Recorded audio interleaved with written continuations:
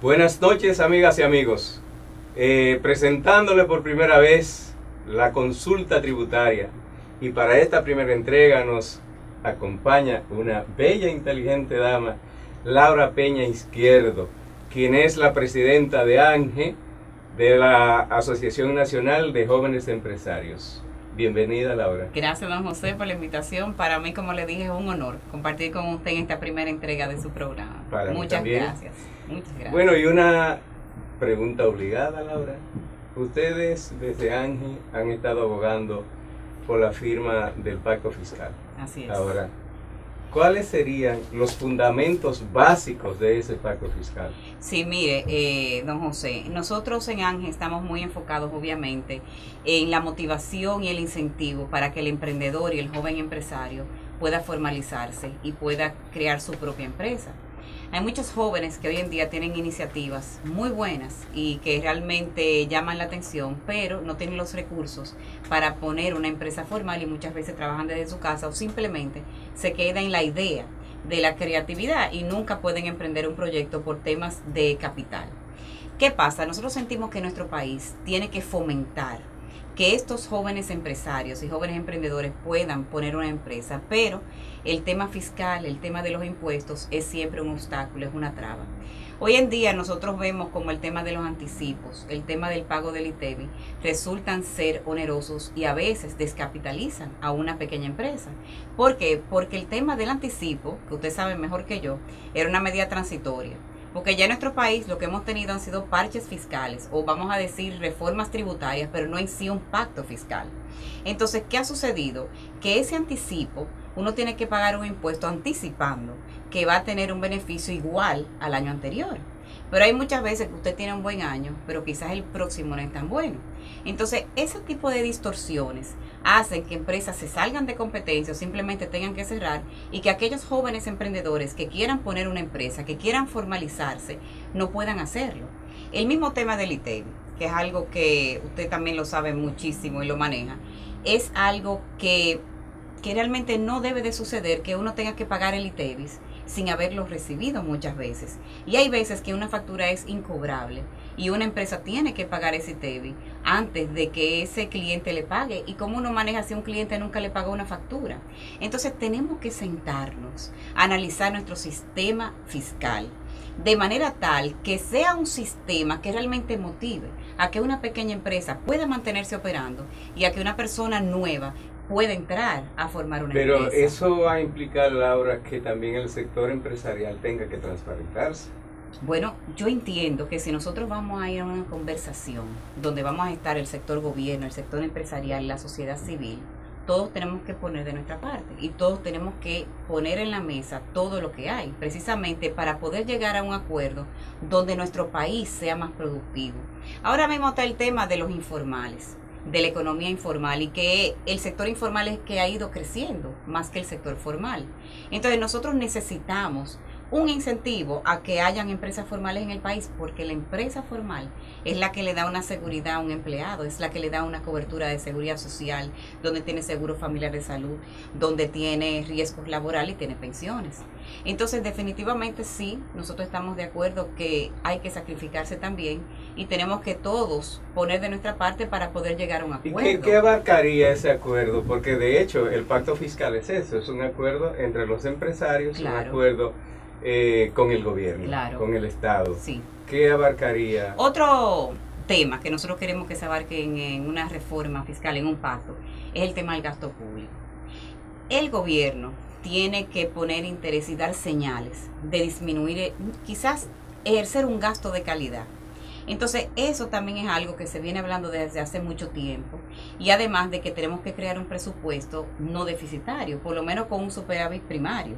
Entonces es importante ver señales claras de que el gobierno quiere tener un presupuesto, al menos vamos a decir balanceado, o si no con un superávit.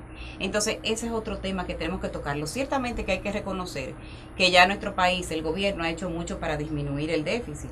Salimos de un déficit, creo que fue de 6.8% en el 2012 y cerramos el 2013 aproximadamente con un 2.8%. Entonces sí se ha hecho un gran esfuerzo, pero tenemos que poner el esfuerzo de llegar a un balance o a un superávit primario. por el tema del endeudamiento. O sea, no podemos seguir endeudando al país. Y ese es otro tema clave de un pacto fiscal. Entonces, usted habla, Laura, del ITEVIS y habla de los anticipos. ¿Qué otras distorsiones advierte Ángel que hay en el sistema tributario dominicano y que habría que cambiar para hacerlo más competitivo, hacer el país competitivo? Bueno, el tema de los impuestos al consumo, el tema del ITEVIS, que ahora vimos como ya se amplió la base, ya tenemos un 18% a muchos productos que anteriormente no teníamos. Entonces ahí se está castigando al consumidor final. Entiendo que eso es algo que también que tenemos que revisar, porque ciertamente debemos de hacer que la economía cree que haya una clase media mucho más amplia, no que se vaya disminuyendo. Entonces hay que poner la atención a la parte del impuesto a los consumidores. Es muy importante revisarlo nuevamente porque esto fue una ley del 2012. Pero eso es lo que va, si mal no entiendo lo que está planteando, entonces que haya una ampliación de la base de contribuyentes que paguen el impuesto sobre la renta. Bueno, ahora mismo yo le hablaba de la parte del ITEVIS, de los consumidores que paguen el ITEVIS, pero aparte de eso, porque ya eso es una parte, lo del consumidor final, el mismo tema del impuesto sobre la renta, tiene que buscarse la manera, y ahí vamos otra vez con el sector formal, de buscar que entren más empresas formales que contribuyan al impuesto sobre la renta. Hay como una especie de choque en esto, porque ahora mismo ha habido una resistencia, pero fuerte, de un sector de que la Dirección General de Impuestos Internos no le instale las soluciones fiscales. Entonces habría, ¿cómo lograríamos ampliar el universo de contribuyentes con esa negativa? Yo la verdad es que no entiendo qué quiere este sector comercial, qué quieren, qué buscan, porque ya hasta se le buscó una solución con el tema de que la DGI va a crear un crédito para cubrir el costo de la solución, porque el problema era el costo de la maquinaria, del equipo. Entonces ya la DGI resolvió de que le va a cubrir el costo del equipo. Entonces nosotros siempre hemos estado a favor y abanderados de que paguemos nuestros impuestos. Entonces la solución fiscal es una manera de precisamente fiscalizar el tema de los impuestos. Entonces, no entendemos mucho cómo ya se le ha buscado la vuelta. Han habido cantidad de conversaciones entre la DGI y este grupo comercial, y ya hay una cantidad de comercios que tienen las soluciones fiscales instaladas. Entonces, no puede ser unos sí y otros no. Tiene que ser todo el mundo. Ahí estaría el tema. Ciertamente, tal como lo plantea, el sistema tributario dominicano descansa fundamentalmente en los impuestos sobre el consumo. Así es. Fundamentalmente en el ITEVIS y en el selectivo. Ahora, para que se pueda disminuir, por ejemplo, la tasa máxima del 18 a un 16 otra vez, o a un 13. Esas son de las cosas que tenemos que ver. Al monto que sea, al porciento que sea, obviamente, habría que ampliar la base de contribuyentes y más gente tendría que estar pagando el impuesto sobre la renta. Precisamente, entonces tienen que formalizarse, pero ¿qué incentivo hay hoy en día para que se formalicen y paguen el impuesto? Exactamente, a propósito de eso, ¿cuáles serían las políticas públicas que tendría entonces que establecerse desde el Estado para incentivar a esa pequeña y mediana empresa a que se transparente? Bueno, precisamente, ahí voy con el tema de nuevo de las pequeñas empresas, de los emprendedores. Debemos analizar si se hace alguna exención fiscal para los emprendedores, al menos de un primer año. Eso puede ser una política pública de incentivo a la creación de empresas. Eso es yo hablando en voz alta. Pero son de las cosas que tenemos que llevar al pacto.